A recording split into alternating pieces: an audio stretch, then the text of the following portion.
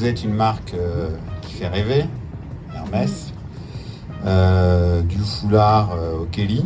J'ai pas démarré du Kelly au foulard, des pièces iconiques. Surtout, vous grandissez chaque jour. Vous êtes dans l'hyper-croissance également. Vous devenez plus que mondial, global, international, donc de plus en plus aujourd'hui. Et vous avez même un plan de passage de plus de 10 000 salariés à plus de 25 000 salariés. Donc, je ne sais pas si vous voyez dans une entreprise, vous passez de plus que doubler de taille, c'est juste phénoménal.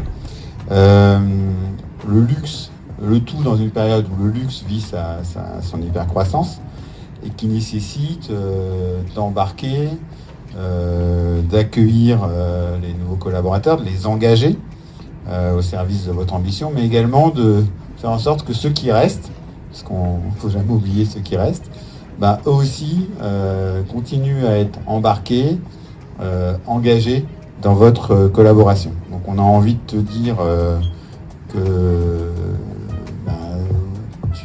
tu as un gros défi.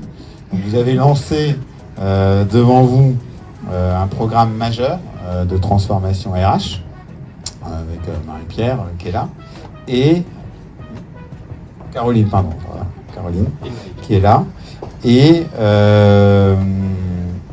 moi la question que j'ai c'est comment vous allez réussir ce tour de force par rapport à tous ces challenges.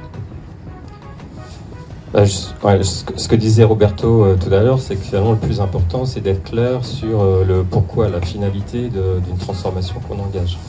Et donc finalement, notre finalité, tu l'as cité, c'est il y a une croissance business volontariste, elle est planifiée, et donc la fonction RH, elle doit accompagner cette croissance. Et on ne gère pas une société française avec des distributeurs à l'étranger. On a déjà largement explosé les objectifs prévus de 10 000 à un moment, qui effectivement quelques années va passer à 25 000. Et donc moi je suis arrivé en novembre 2019, ça fait 2 ans et demi. En 2 ans et demi, on a déjà largement dépassé l'objectif. Et on a 30% de collaborateurs en plus, et on est donc déjà 18 000, et le 2022 qui était prévu en création de nouveaux postes, on a déjà révisé 30%. Donc si on fait ça, c'est du côté effectif, c'est juste parce que la croissance, elle aussi, elle est révisée constamment à la hausse. Donc on doit piloter différemment la façon de délivrer des services au sens large, ressources humaines, au business et avec les managers pour soutenir cette croissance, et on doit le faire dans l'ensemble des domaines fonctionnels. Donc bien sûr, le premier d'entre eux, c'est l'amont, ce qu'on appelle un peu strategic workforce planning, c'est comment je modélise mes organisations cibles. Du coup, une fois que je les ai modélisées, ça me fait combien, comment je recrute. Et puis après, c'est bien de recruter, mais comment j'engage les collaborateurs au quotidien, comment je pilote ma performance, comment je forme, etc. Et donc le plan de transformation, c'était réviser finalement l'ensemble des domaines fonctionnels au même moment. Et vu les volumes, ça nécessite au XXIe siècle de passer par des solutions informatiques. Et du bout, donc, c'est de poser un système informatique. Et ce que tu citais, Michael, tout au début, comme un peu besoin nouveau, moi, c'était mon premier besoin, avoir ma première angoisse, c'est comment on pérennise le changement. Parce que finalement, faire un projet, c'est simple. Par rapport à pérenniser, c'est très simple. Faire un projet par rapport à maintenir en conditions opérationnelles et faire vivre ce qu'on a fait, c'est somme toute simple, puisqu'on met beaucoup de moyens, on met beaucoup de consultants, et puis à un moment donné, le dispositif, il disparaît. Et là, on a beaucoup moins de moyens, on a beaucoup moins de ressources à disposition. Néanmoins, les RH, ils continuent des nouveaux à arriver tous les jours, les managers, ils s'en créent tous les jours. Et donc, comment ça s'anime? Et moi, je voulais le prévoir à l'avance, en fait. Et du coup, quelle solution on arrive à mettre en place pour s'assurer que quand on va débrancher le projet et les ressources consacrées au projet, ça tient debout. Voilà, c'est que le château de cartes, il s'effondre pas parce qu'il n'y a plus les personnes qui essayent de le maintenir en permanence. Moi, les besoins, je les avais exprimés justement donc, dès le démarrage sous forme de communauté. Et puis du côté des SI, on répondait on a Yammer et SharePoint. Et j'ai dit ah non, on n'est pas en train de parler de Yammer et SharePoint, déjà rien que le look, ça n'allait pas être possible. Mais genre comment segmenter alors Johan disait justement la plateforme elle fait tout parce qu'on peut y manager le qui, le quoi. C'était bien le sujet, c'est à un moment donné le quoi c'est plein de domaines fonctionnels différents, donc il faut être capable de segmenter comment j'anime, comment je communique, comment je forme, comment je pilote des indicateurs, comment je m'assure que les personnes ont adopté et font, et de la politique à la pratique à l'outil. Donc j'ai mes domaines fonctionnels. Bah oui, mais j'ai le où, parce que quand on est international, dans 35 pays, c'est bien beau de réussir à faire un grand projet en France, mais après j'ai 32 autres pays, pareil, à déployer avec moins de ressources, y compris locales, pour appréhender toute cette adoption. Il y a le qui, c'est... Oui, j'ai la fonction RH, ensuite des managers, j'ai des collaborateurs. Mais rien qu'au sein de la fonction RH, tout le monde ne fait pas tout. Et j'ai des systèmes de type Oracle qui sont basés sur des rôles.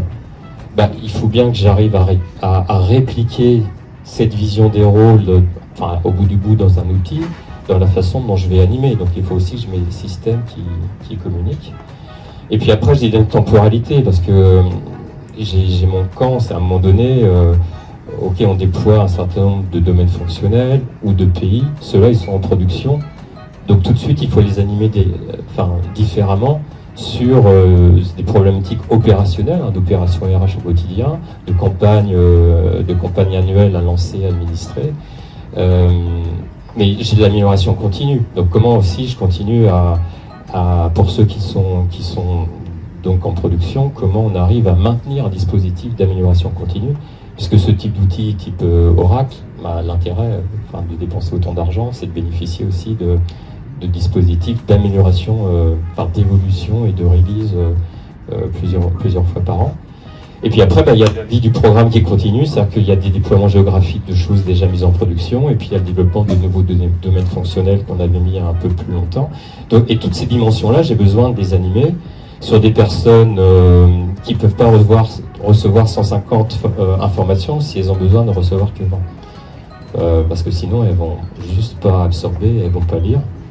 Et donc, assez naturellement, on en est venu au produit Insideboard, et on est encore plus ravis maintenant que la version 2, parce que ça correspondait en termes de gestion de communauté tout à fait à la cible de segmentation qui nous était nécessaire pour animer sans créer en centrale une équipe disproportionnée que de toute manière nous n'aurons pas, parce que c'est pas le modèle Hermès de mettre plein de ressources consommées.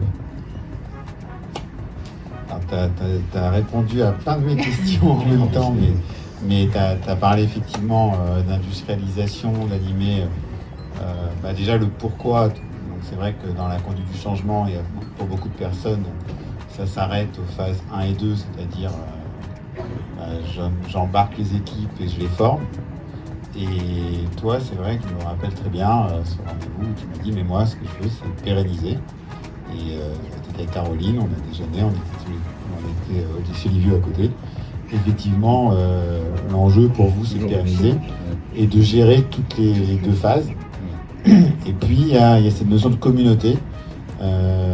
Clairement, on n'aurait pas pu faire un projet de cette ampleur parce il dit que c'est simple, mais on sait qu'ils en bavent tous les jours. C'est quand même très très dur. C'est mondial, c'est aux US, c'est dans le monde entier. Et c'est les communautés RH, c'est les communautés quasiment les plus dures à animer. C'est réputé dans le monde. Et le fait avec simplicité, notamment parce que dès le début, vous avez pensé communauté, donc bravo. Est-ce que tu as quelques résultats à nous donner Est-ce que tu es content de ce qui se passe, que les utilisateurs sont contents? Ce qu'on voit du coup statistiquement, c'est qu'on a 90% aujourd'hui des utilisateurs déclarés dans Insideboard qui se connectent et qui se connectent régulièrement. Donc, et on sait qui ne s'y connecte pas. Donc on avait hier on faisait la success review. Donc c'est aussi ça dont on a besoin dans une plateforme. Non, mais c'est aussi pour ça que d'autres outils. Voilà, c'est pas en faisant du Yammer ou du SharePoint, parce que la question c'était oui, mais du coup avec ces outils, comment je vais piloter, qui a consommé, qui a vu. Et puis Florian disait tout à l'heure, on n'a pas la même façon, chacun d'apprendre, de digérer une information, de vouloir. Et donc il faut savoir, il faut avoir un outil, on va pouvoir cette information la digérer, la consommer de façon différente. Alors moi je sais, Caroline, on sait, la partie gamification, chez Hermès au début, quand on nous a dit non, chez Hermès on n'aime pas la gamification. Moi j'ai dit, pourtant maintenant je suis chez Hermès, et pourtant sur ma PlayStation, sur Gran Turismo, quand je reçois un trophée, je suis quand même super content. Donc il y a au moins quelqu'un qui consommera de la gamification, mais la réalité c'est que la population est tellement diverse que bien évidemment ça marchera aussi la gamification. Parce que toutes nos populations retail, en fait elles adorent ça. Des challenges commerciaux, bien évidemment ils en ont. Mais on a aussi, des populations RH, c'est des collaborateurs, des milliers d'artisans. Quand on a commencé, ils n'avaient même pas d'email, ils n'avaient pas d'identité numérique et ils n'avaient pas d'accès à l'informatique. Donc de toute manière, on a aussi commencé par ça. Mais dans l'ambition initiale, il y avait aussi de se dire, pour faire de la transformation digitale, on va aussi passer par de l'adoption digitale. Parce qu'on n'a pas le choix, parce qu'on ne pourra pas parler individuellement à tout le monde en permanence, et s'assurer au minimum en voiture balai qu'il y a un endroit où on va pouvoir tout trouver. Et ça, c'est une demande que nous avons, dans les interviews de feedback qu'on avait fait post-Go Live pour la France et les États-Unis, qui étaient nos 2 premiers pays déployés. C'est revenu dans les feedbacks, il faudrait avoir un concentrateur, un endroit où vraiment on se dit, je vais trouver l'information la plus à jour, je saurai la rechercher facilement. Et alors qu'avant, chaque équipe, parce que ce type de programme, finalement, c'est une dizaine d'équipes différentes. Si on met tous les contributeurs, chacun avait sa façon de stocker, de communiquer. Là, on a un concentrateur, où que ce soit les équipes run, les équipes support RH, les équipes informatiques qui pilotent justement des systèmes d'identité numérique, etc., de comment on va se connecter, etc. Tout le monde a un seul point d'accès et publie à un seul endroit. Donc un des enjeux maintenant, en tout cas sur tout ce qui est amélioration continue, les équipes de Caroline, c'est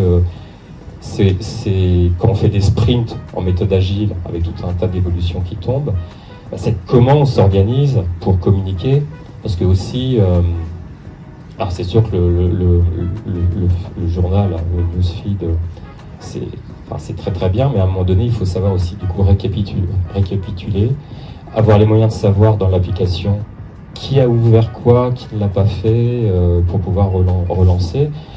Et pas relancer, on n'a pas les ressources pour relancer avec des emails, etc. Donc il faut que la machine ait la capacité d'intelligence à pouvoir...